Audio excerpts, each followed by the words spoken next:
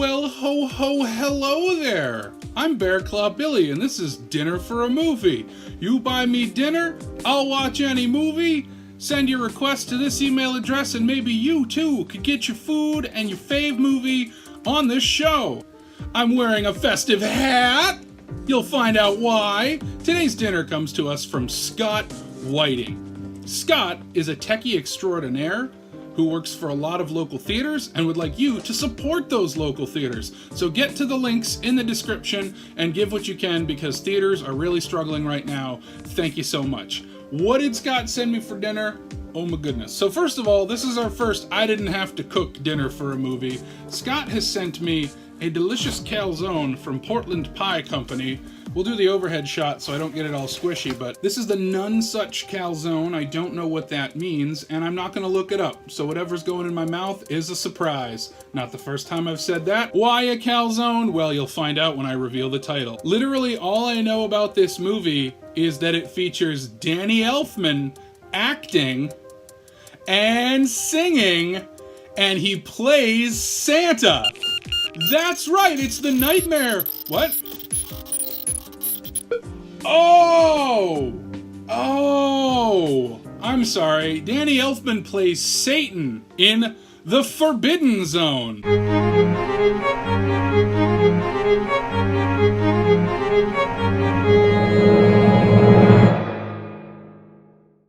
Forbidden Zone, like calzone. I just got that. What a tasty calzone. Anything else to talk about? Nope. Good night, everybody.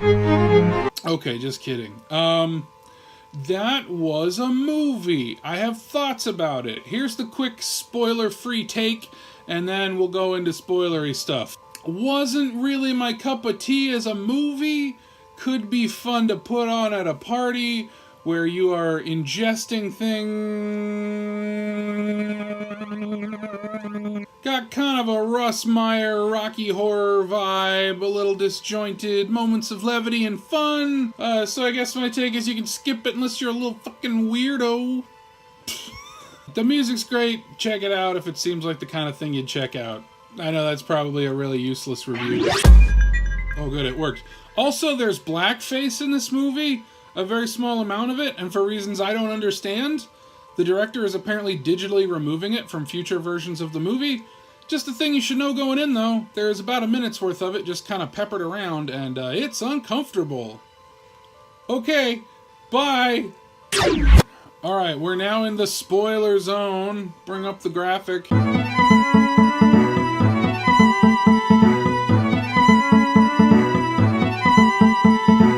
Okay, wow, to the notes. I'm sorry I don't have much to say about this one. Nothing in the rules says I gotta like the movie. I'm gonna take this hat off, because Christmas.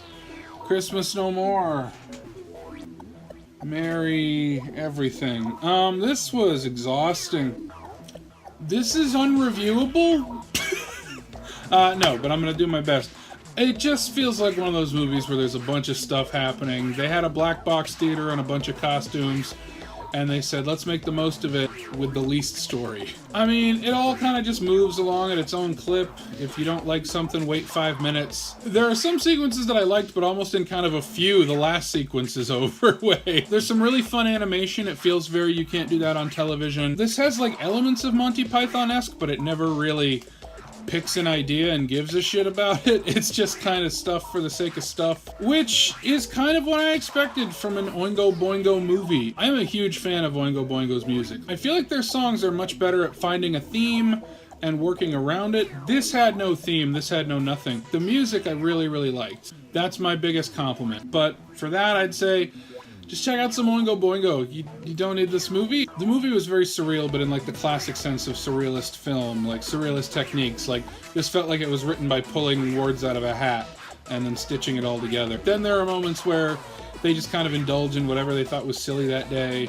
I'm guessing a lot of drugs were involved, or maybe no drugs. Both answers are kind of scary. Oh, I meant to say this. I meant to say this in the spoiler-free part. So, beep boop, beep boop, beep boop. I haven't talked about the plot yet.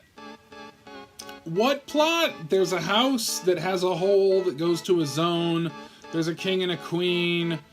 They take hostages. There's a lot of torture and sex, and there's jealousy, and at one point Danny Elfman is Satan, and just a lot of stuff happens. A lot of it's very like kinky and weird and goofy and trying to shock, and like, I don't know, this isn't my speed of movie. I feel like the line for me is like Monty Python, some David Lynch, but then like you get into like full early waters and I'm like, oh, I don't know. Yeah, I get your thesis. Embrace trash. Do I need to sit here for 2 hours for embrace trash? Like, some movies just feel like if you don't like it, you're not cool. And I'm like, great, then I'm not cool. I feel like I don't want to play into the LOL, the joke's on you, now sit here and wonder what it means. But I guess I'll play into that and wonder what it means, such as there are scenes where randomly characters will just start fucking people, and I was like, oh, maybe it's a commentary on sex scenes in movies and how they're there to keep the audience interested. Because there was one scene that I did start to laugh a little bit because they were having sex in the middle of like exposition, and I was like, okay, so it's a deliberate commentary. But then there are other scenes where they just run in the room and start fucking people, and it just... And again, I'm so uncool for being like, I don't get it.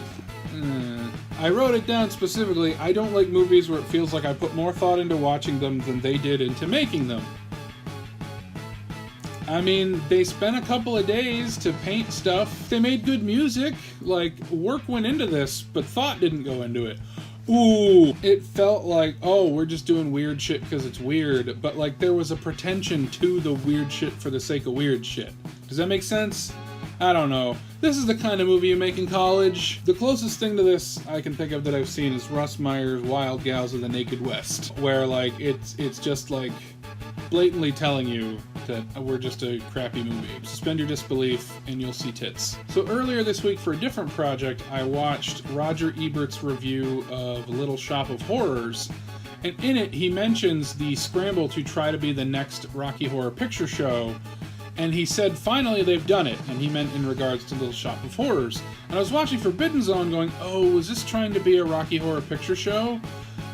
Check the math on this one. Rocky Horror Picture Show, 1975. Little Shop of Horrors, 1986. Almost exactly a decade. Smack dab in the middle, 1980. Forbidden Zone. Folks, I wrote exactly 1 page of notes. I have 5 pages of notes on Gigli. Well, dinner was delicious and the movie was short. Thank you, Scott. Be sure to support all the theaters that Scott wanted me to link down in the description. Here's my website, here is my Patreon, and here is the email address that you go to get on dinner for a movie. I can't think of a quote from this. Bye, everybody!